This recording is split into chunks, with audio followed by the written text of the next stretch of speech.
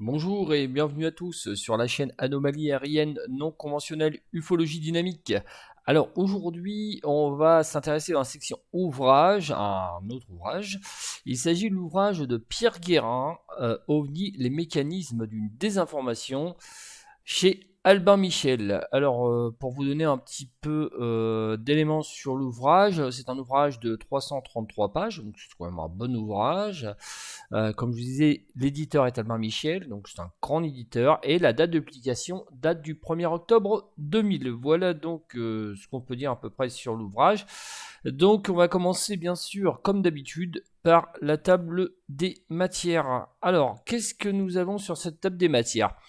Alors, on parlera de l'auteur après, parce que vous allez voir, c'est un auteur qui est quand même, qui a marqué quand même l'histoire de l'ufologie, du moins des études sur cette question. Pourquoi? Parce que c'est un auteur qui avait un cursus scientifique plutôt de haut niveau, donc c'est assez rare en fait dans l'histoire de l'ufologie, si vous le savez, ou si vous vous intéressez bien sûr à l'histoire, qu'il y a en fait peu de scientifiques qui ont écrit des ouvrages. La plupart du temps, c'est des amateurs, enfin des gens qui n'avaient pas obligatoirement de cursus scientifique, du moins de ce niveau. Et donc, vous allez voir, on va s'y intéresser après, on va voir ce qu'il a fait. Vous allez voir, c'est tout à fait intéressant. Donc, alors ce livre, moi, je me le suis procuré, je crois, en 2001, un an après, à peu près, un an, 2001, ou peut-être 2 ans après, je m'en souviens plus. Et c'est un livre vraiment qui m'a passionné, même si je n'adhère pas obligatoirement à la vision de Pierre Guérin sur certains aspects aujourd'hui, mais c'est quand même un livre qui m'a passionné sur toute une partie. Ça concerne en fait tout simplement la partie désinformation. Comme vous savez, je m'intéresse à la désinformation dans ce domaine. En particulier, j'en ai déjà parlé, les services de renseignement, etc., les pratiques de prolifération de désinformation, etc. Et c'est vrai que toute cette partie-là est vraiment intéressante. Et en même temps, c'est un ouvrage qui permet aussi de voir la situation aussi du monde scientifique par rapport à cette époque, bien sûr, puisque c'est un ouvrage datant de 2000, par rapport à cette époque, le point de vue scientifique, quand il traite du phénomène, et quand, la manière dont en fait un scientifique doit se comporter, parce que lui, il était lui-même scientifique. Donc il y a quand même des passages qui sont assez croustillants dans l'ouvrage, justement par rapport à cette attitude des scientifiques. Pierre Guérin avait la manière un peu de vulgariser aussi les choses sur justement l'attitude des scientifiques. On en a déjà parlé dans d'autres vidéos. Donc on va s'attaquer maintenant à la table des matières. Alors, premier contact avec les ovnis. Alors c'est lui en fait son premier contact avec les ovnis. Alors, il y a un bref aperçu des apparitions d'objets de volants inconnus. Alors ça, c'est vraiment un espèce de panel, en fait, un historique, remontant bien sûr aux apparitions américaines, mais aussi aux apparitions françaises. Donc, vous avez les types d'ovnis et types d'entités extraterrestres. Alors, il faut savoir que Pierre Guérin était quand même favorable à l'hypothèse extraterrestre du phénomène ovni. Donc, on est vraiment là dans un ouvrage avec un auteur qui valide l'hypothèse extraterrestre de la machine, quand même. On est vraiment là sur le paradigme de l'ingénieur. Donc, on est vraiment sur la machine avec des pilotes. Donc, les invariants dans le dossier des ovnis, mais vous allez voir, c'est pas la partie la plus intéressante, moi je trouve, parce que c'est une partie un peu que j'aurais tendance plutôt à délaisser. Alors même si à l'époque j'ai lu le livre, j'ai dû lire le livre 2 fois, me semble, et puis reprendre des notes aussi dans le livre pour différents travaux, articles, etc. Et c'est pas la partie qui me passionne véritablement, c'est vraiment la. Même si c'est franchement à lire, forcément, mais effectivement, si vous êtes en plus favorable à cette hypothèse extraterrestre, c'est un livre qui va vous passionner, là c'est clair. Et il y a toute une autre partie qui est intéressante. Mais effectivement, l'ensemble de l'ouvrage est vraiment bien présenté. Ça, il y a pas de souci. On voit que là, c'est un érudit, c'est un scientifique de formation. Et vous allez voir, c'est vraiment passionnant. Donc, les invariants dans le dossier des ovnis. Les ovnis ne peuvent être que d'origine extraterrestre. Alors, voilà, en fait, lui, voilà. Donc, il n'y a pas de mystère. Il n'y a pas de, on ne tourne pas autour du pot, on est véritablement dans l'hypothèse extraterrestre des phénomènes aérospatiaux non identifiés. ou des anomalies aériennes non conventionnelles pour ma terminologie. Donc les crashs d'OVNI, donc on passe par les crashs d'OVNI, en particulier celui de Roswell en particulier, mais aussi d'autres crashs, mutilation de vaisseaux et enlèvement d'humains. Quelle preuve avons-nous de la réalité physique des ovnis? Alors, il nous parle un peu, c'est un peu un mélange, hein, un mélange. Il parle un peu de phénomènes connexes. En fait, il se rattache, il considère, Pierre Guérin considérait quand même qu'un ensemble de choses se rattachaient, en fait, tout simplement, se rattachaient entre elles. Après, je sais qu'il a évolué à la fin de sa vie. Alors, c'est vrai que ce livre, hein, c'est vraiment, c'est assez dramatique parce que ce livre qui est sorti en 2000, c'est l'année où il est décédé, hein. Le livre est sorti juste, il est décédé juste après la sortie de son livre, hein. Donc, les crashs d'ovnis. Donc, quelle preuve en nous de la réalité physique des ovnis? Donc là, il apporte en fait des éléments plutôt concrets, plutôt probants vis-à-vis de cette question. Les débunkers d'ovnis et leur méthode. Alors, là, c'est vraiment intéressant parce que lui aussi, en fait, analyse et décrypte en fait l'attitude des débunkers. Alors, des débunkers, l'Union rationaliste, et Evry Chasman en a déjà parlé dans une autre section justement de la chaîne concernant en fait l'attitude des sceptiques, des scientifiques sur cette question. Donc, c'est intéressant, c'est vraiment quelque chose il décrypte plutôt assez bien. En plus, il a quand même, un point en fait qui est meilleur que beaucoup d'autres qui veulent débunker enfin qui veulent contrecarrer les hypothèses, du moins les approches des rationalistes et sceptiques. C'est que lui était à l'intérieur du monde scientifique. Il était à l'intérieur du monde scientifique, donc il savait comment que ça se passait. Contrairement à quelqu'un qui est plutôt à l'extérieur du monde scientifique, même s'il peut l'analyser, là, lui, il était à l'intérieur. Donc, il peut en parler, il connaît en fait la position des scientifiques, des directeurs de recherche, etc., des directeurs de thèse. Donc là, vraiment, c'est quelqu'un de l'intérieur. Et là, c'est là que c'est vraiment intéressant. Parce qu'il nous donne en fait il nous donne des éléments sur les comportements en fait de ces scientifiques ou de ceux qui deviendront scientifiques plus tard. Donc le refus philosophique des ovnis, ça aussi c'est très intéressant, c'est un passage. Alors malheureusement c'est un passage qui fait pas beaucoup de pages et là je reproche en fait à l'auteur, euh, je reproche en fait justement à ce livre justement de ne pas avoir cette page sur cet aspect. Alors comment réagir rationnellement? Alors c'est vraiment la partie intéressante. Alors il faut savoir quand même c'est un livre aussi qui m'a sur certains aspects, je m'en souviens, c'est un livre qui a rationalisé en fait mon discours sur la question. Alors, ça peut être en fait un petit peu, on va dire, contradictoire parce que le personnage est quand même s'accroche à l'hypothèse extraterrestre. Mais il y a d'autres aspects dans son ouvrage qui explique qu'il faut réagir comme rationnellement lorsqu'on se comporte en fait en débat, lorsqu'on est au sein d'un débat, au sein d'une discussion, au sein de la société. On en a déjà parlé bien souvent dans les vidéos. J'en parle bien souvent hein, dans une autre section de mes vidéos en ce qui concerne la communication. Et c'est intéressant parce que comment réagir rationnellement, moi, je me suis vraiment, ça m'a vraiment influencé. Hein. Je peux vous dire que ça m'a vraiment influencé où ça m'a guidé en fait vers en fait une rationalité du discours. On va dire ça comme ça. Donc les faux, c'est les vrais. Alors là, les photos d'OVNI, elle s'intéresse aux photos d'OVNI. Alors il faut savoir que Pierre Guérin est très connu pour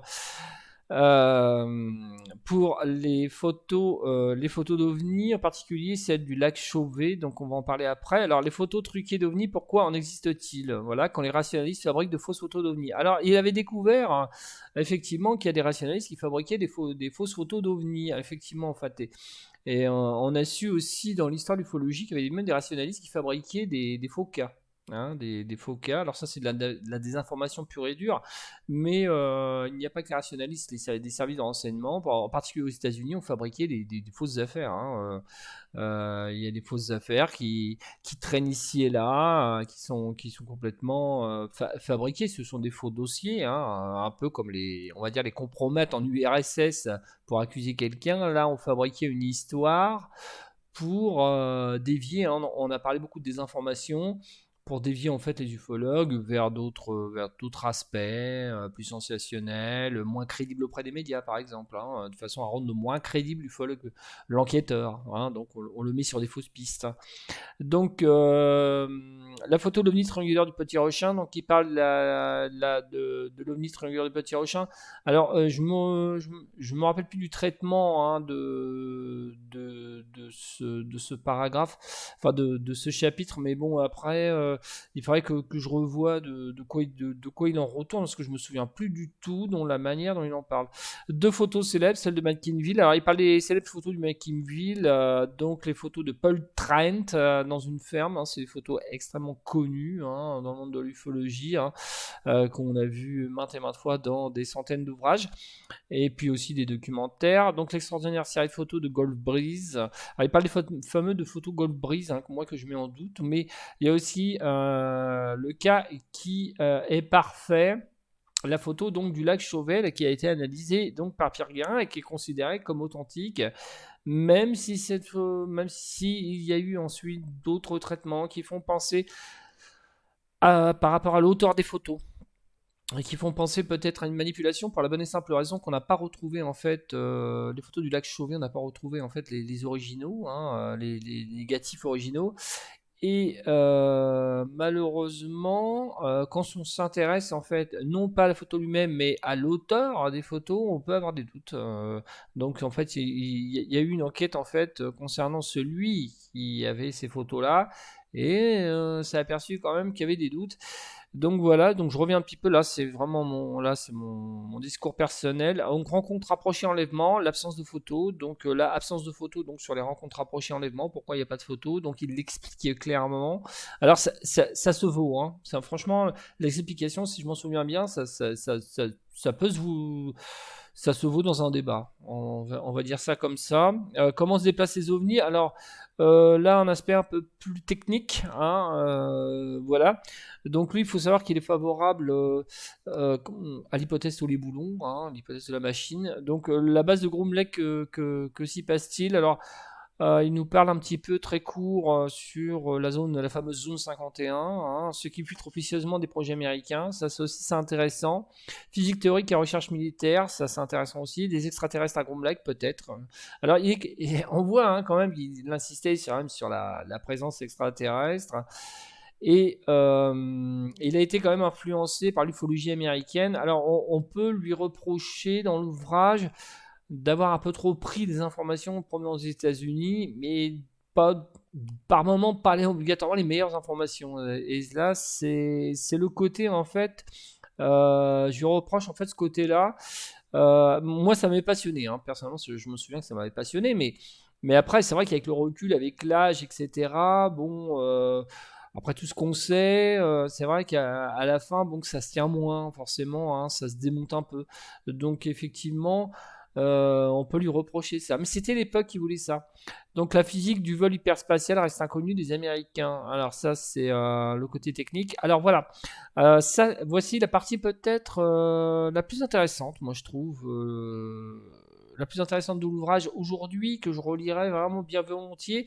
Je pense que là, si je me rattaquais un peu à l'ouvrage, je partirais directement là pour moi, hein, ce qui concerne moi, puisque je l'ai lu, hein, bon, voilà, à plusieurs reprises. Mais c'est vrai qu'aujourd'hui, comme argumentaire, ça se tient. C'est cette partie-là, la 4, les ovnis sceptiques dévoilés par leur discours. Franchement, c'est vraiment très très bien tourné. Ça vous met vraiment en avant les bons arguments. Donc, comment un astrophysicien en prend à son aise avec les faits. Alors, on va parler de l'auteur après, il était astrophysicien. Alors, c'est vrai que il va expliquer je disais, l'attitude des scientifiques, des institutions scientifiques, etc. Parce qu'il était de l'intérieur et il va l'expliquer avec des fois ironie. Hein, je pense que... Alors je me souviens peut-être d'une anecdote du livre où en fait il était directeur de thèse hein, pour quelqu'un qui devait devenir astronome. Je crois que c'était une jeune fille. Et puis la jeune fille lui avait dit oh là là, J'aimerais bien justement par rapport à cette tête parler des ovnis, puis il avait dit surtout ne le fais pas, surtout ne le fais pas, ne parle jamais d'ovnis, tais-toi, c'est chut, tais-toi parce que déjà tu n'auras pas ta thèse, voilà, elle sera pas validée, et puis même si tu en parlais comme ça à titre hors études, mais si tu en parlais là où tu travailles, là où tu prépares ta thèse, etc., il y aura des répercussions où en fait tu n'aurais pas ta thèse et puis il y aura des répercussions sur ta personne. Donc ça il l'avait expliqué dans le livre et il l'explique d'une certaine manière où en fait il faut se taire, hein, c'est clair. Alors, comment récuser les ovnis en niant les extraterrestres? Alors, ça c'est intéressant aussi, c'est en fait récuser les ovnis, c'est-à-dire en niant les extraterrestres. C'est-à-dire que, on voit l'aspect pro-extraterrestre, où en fait on récuse les ovnis en niant en fait leurs pilotes. Bon, comment les nouveaux ufologues vivent dans l'imaginaire. Alors là, il s'attaque, faut savoir que l'ouvrage date de 2000, mais il s'attaque aux nouveaux ufologues. Nouveaux ufologues. Les penseurs, ce qu'on a appelé à un moment les penseurs d'ufologie, Bertrand Meust, etc. Donc ils s'attaquent en fait, euh, ils s'attaquent à toute cette branche un peu psychosociologique, mais tous ceux aussi qui, comme Claude Moget, tout ça, qui partent en fait sur des aspects sociologiques, etc. Et en fait, il démonte en fait tous ceux tous les nouveaux penseurs intellectuels de l'ufologie, dont certains d'entre eux ont tenté en fait de donner de nouvelles hypothèses visant à pas à décrédibiliser le phénomène, mais à l'expliquer, du moins de leur manière, de leur concept sociologique, psychosociologique, etc. Donc Michel Marger, etc. Donc il démonte en fait, lui il démonte directement ces raisonnements. Donc la nouvelle sociologie ou l'art du raisonnement spécieux. Donc là c'est pareil, c'est extrêmement intéressant. On voit en fait à la manière dont lui, et ça c'est bien parce qu'il considère que tout ça c'est un mécanisme un mécanisme de désinformation. Tout simplement que lui pensait par rapport à toute cette nouvelle ufologie, penseurs, des intellectuels, etc. Il pensait qu'en fait, tout simplement, c'était de la désinformation. Alors, on peut effectivement penser qu'il y a une forme désinformante, parce que forcément, si vous rapportez des cas qui sont assez solides et puis qu'on vous les démonte à chaque fois, vous allez penser ensuite qu'il y a une désinformation qui est assez présente, voilà, dans toutes les études qui ont été faites, donc, ou les ouvrages qui sont sortis. Donc, effectivement, moi, je trouve ça vraiment intéressant parce qu'il apporte vraiment de très bons arguments aussi. Voilà, Pierre Guérin avait la capacité d'apporter vraiment de très bons arguments. Non, il parle de son parcours d'ufologue aussi, qui est intéressant. C'est vraiment passionnant. Son aventure en ufologie a été vraiment passionnante. Surtout qu'en fait, tout simplement, qu'il a véritablement eu un drôle de parcours pour un scientifique. Donc, il y a des annexes. La science prend au sérieux les soucoupes volantes. Donc là, c'est une annexe de 1954, France Observateur, et l'analyse des photos du lac Chauvet. Alors ça, c'est son analyse impersonnelle. Alors, on peut lire en fait ce qu'il y a au dos du livre. Donc, parallèlement à sa carrière d'astrophysicien, à l'Institut d'astrophysique du CNRS à Paris, Pierre Guérin étudie depuis un demi-siècle le dossier des objets volants non identifiés. Il a rencontré les premiers protagonistes des polémiques suscitées par ce phénomène controversé et a mené sur le terrain plusieurs enquêtes. Ça, c'est vrai. Par la suite, il a été nommé conseiller scientifique extérieur. Alors, c'était un consultant au GEPAN. Voilà, donc à l'époque. Alors je pense qu'il a été consultant au GEPAN jusqu'en 1980. Je pense que le GEPAN s'est arrêté étrangement après l'affaire de Trans-en-Provence, mystérieusement. Donc c'est vrai que et puis on lui a coupé en fait tous les crédits et ça s'est transformé ensuite en CEPRA. Donc il était en tout cas conseiller scientifique. Il a fait des enquêtes avec Jacques Vallée, je rajoute ça. Donc en groupe d'études sur les ovnis créé au centre du Centre national d'études spatiales. Puis il a conduit une analyse scientifique des photographies d'un disque volant prises en France en 1952. Donc c'est les fameuses photos du lac Chauvet. Grâce à ses recherches, il a établi sa propre conviction, les ovnis n'ont rien d'une supercherie. Si les élites sociales s'engrossent, et il a vraiment une critique, vous allez voir, l'ouvrage est vraiment intéressant, parce qu'il a vraiment une critique vis-à-vis des scientifiques, alors qu'il est lui-même scientifique. donc l'attitude en fait de l'Académie des sciences, des grandes institutions scientifiques, enfin, c'est vraiment croustillant, franchement, faut lire le livre. C'est d'abord en raison d'une désinformation systématique dont elles sont à la fois l'objet et l'acteur. Ah bah oui, on voit cette désinformation, elle est systématique, avec en plus une part de stigmatisation, forcément, de ceux qui s'y intéressent. Alors surtout qu'on est scientifique, c'est même encore pire, parce que là, cette fois-ci, vous êtes visé. À partir d'une relecture des cas les plus troublants, toujours inexpliqués, Pierre Guérin s'applique à montrer ce qu'est réellement une preuve en matière scientifique et comment les contradicteurs s'en prennent à la réalité pour nier des faits qui les gênent. Alors, il a toujours pensé qu'en fait, les détracteurs que ça gênait, que les ovnis gênaient. Alors effectivement, si on parle de l'union rationaliste, etc., effectivement les ovnis c'était gênant. C'était gênant parce qu'on a parlé, si vous allez dans la section sceptique, folklore et scientifique, etc., la position des scientifiques par rapport à la dernière vidéo que j'avais faite là-dessus, effectivement c'est gênant. L'ovni est gênant parce qu'il bouscule en fait les données scientifiques qui se sont transformées en une espèce de dogme, une espèce de forme de religiosité scientifique qu'il ne faut surtout pas bouger. Alors c'est vrai qu'il en parle, et il parle de cette manière. C'est vrai que j'avoue personnellement que j'ai avoir été un peu élevé un peu par Pierre Guérin sur cet aspect, parce que ça m'a véritablement cet aspect, uniquement vraiment pour cet aspect. Vraiment, si mon argumentaire est quand même basé aussi sur la manière dont le scientifique en fait s'approprie les données et tente de nier les faits qui les gênent. Et c'est vrai que je me suis quand même, ça m'a beaucoup influencé. Pierre Gare m'a quand même beaucoup influencé. Donc voilà pour donc la table des matières et bien sûr l'ouvrage. Donc alors qu'est-ce qu'on peut dire de l'auteur? Alors on va s'arrêter à l'auteur. Alors donc l'auteur est astronome, astronome, astrophysicien, et était directeur de recherche à l'Institut d'astrophysique du CNRS de Paris.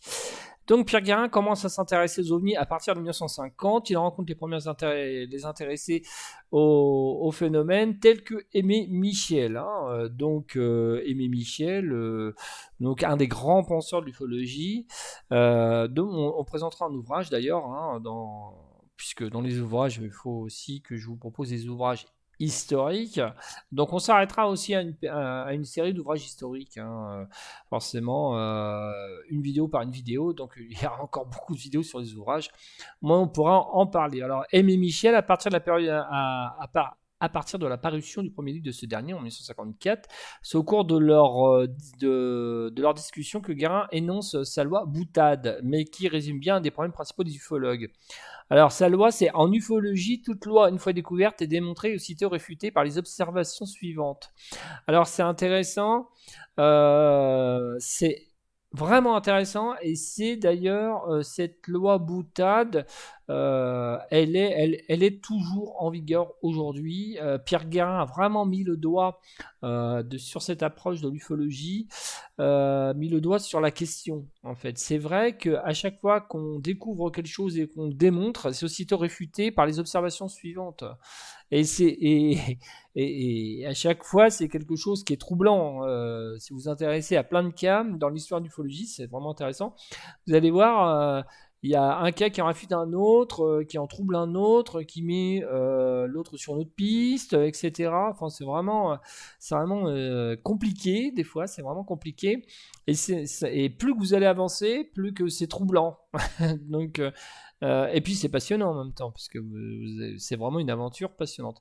Donc il rencontre également Jacques Vallée, donc dans les années 60, et commence à mener sur le terrain plusieurs enquêtes. Alors oui, c'est quelqu'un qui a vraiment, vraiment enquêté sur le terrain. Voilà, donc scientifique et qui est enquêteur sur le terrain. Par la suite, il est nommé donc conseiller scientifique extérieur du GEPAN, donc comme consultant. Puis même en 1972, il y a une analyse scientifique, calcul, examen approfondi des négatifs, des photos de l'observation du lac Chauvet prises le vendredi 18. Il publiera dans les années 50, il publiera ses résultats en 1993 dans différentes revues ufologiques, en concluant mathématiquement par triangulation à la réalité d'un disque volant. Et là, ces négatifs de ces 4 clichés seront perdus dans l'intervalle. Guérin évalue le diamètre des disques du disque à environ 15 mètres de diamètre et se déplaçant à 170 km/h à une altitude de 590 mètres.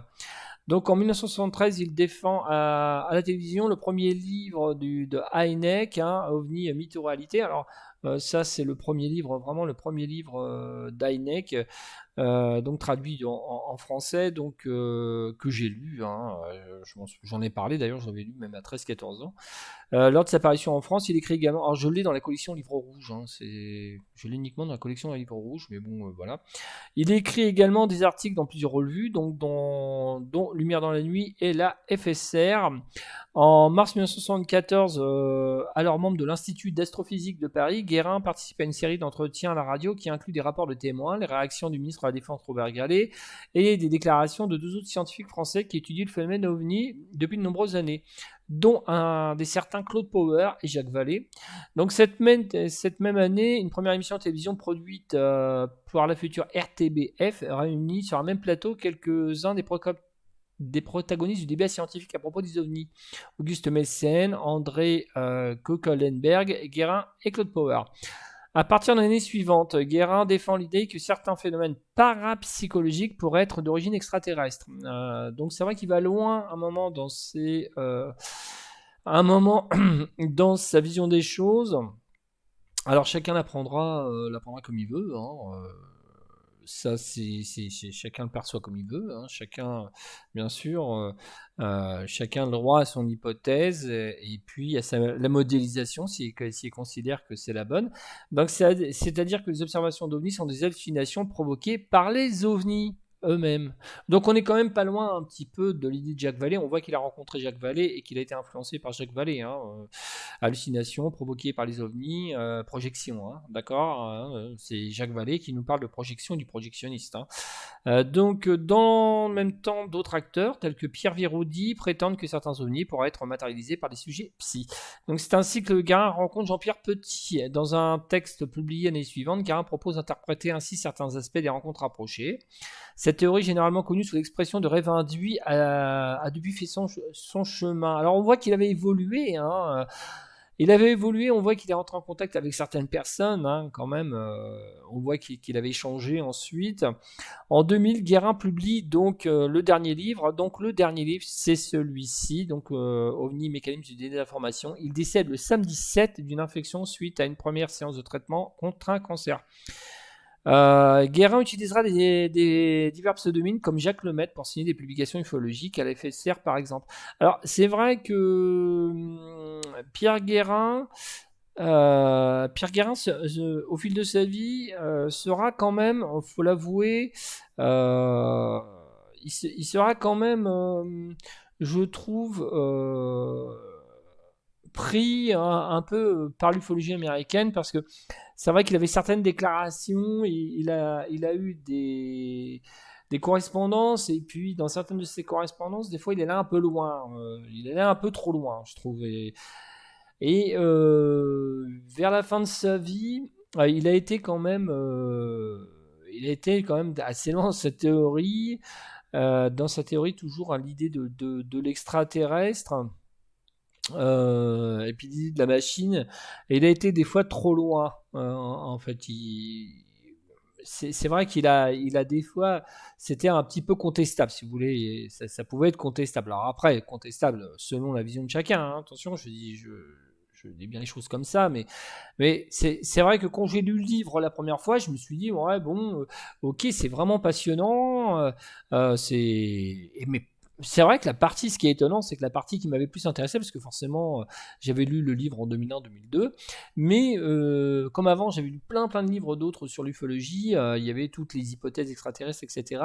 Et donc, bon, ouais, ça m'avait pas plus surpris que ça, bon, même si c'était un scientifique de formation, mais vraiment la partie, c'est tout le mécanisme de désinformation qu'on produit en fait dans les médias, au sein de la communauté scientifique parce qu'il était à l'intérieur, etc., qui est la plus intéressante. Moi je trouve véritablement c'est vraiment la partie la plus intéressante, sachant qu'il apporte quand même des modèles de contre-arguments face aux psychosociologues, face aux sceptiques, aux ultra-rationalistes, il propose quand même des arguments assez solides. Il pouvait se le permettre du fait de son cursus scientifique. Il ne fait pas d'arguments obligatoirement d'autorité, hein, contrairement à certains qui l'ont fait, comme Jean-Pierre Petit, toujours argument d'autorité, je suis un scientifique, donc je sais. Pas Pierre Guérin.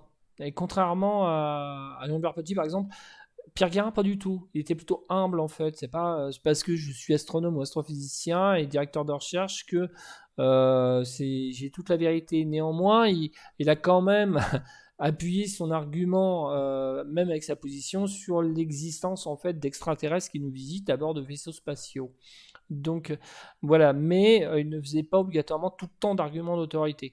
Moi, je préfère vraiment à Pierre Guérin qui analysait plutôt le contexte où il travaillait, où il étudiait, et puis ses enquêtes de terrain, hein, et puis ses analyses photographiques.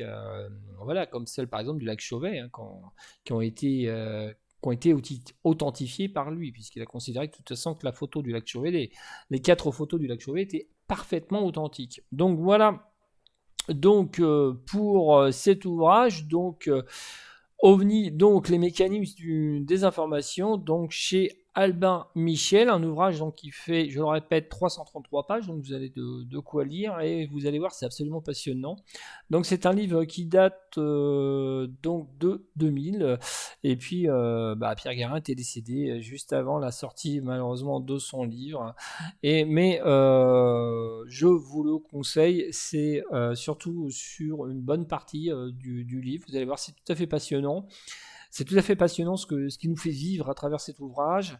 Donc forcément, il est important bien sûr de l'avoir sur votre étagère. Je vous mettrai le lien pour bien sûr acheter ce livre. Et je vous dis à bientôt pour un prochain ouvrage. Allez, ciao, bye.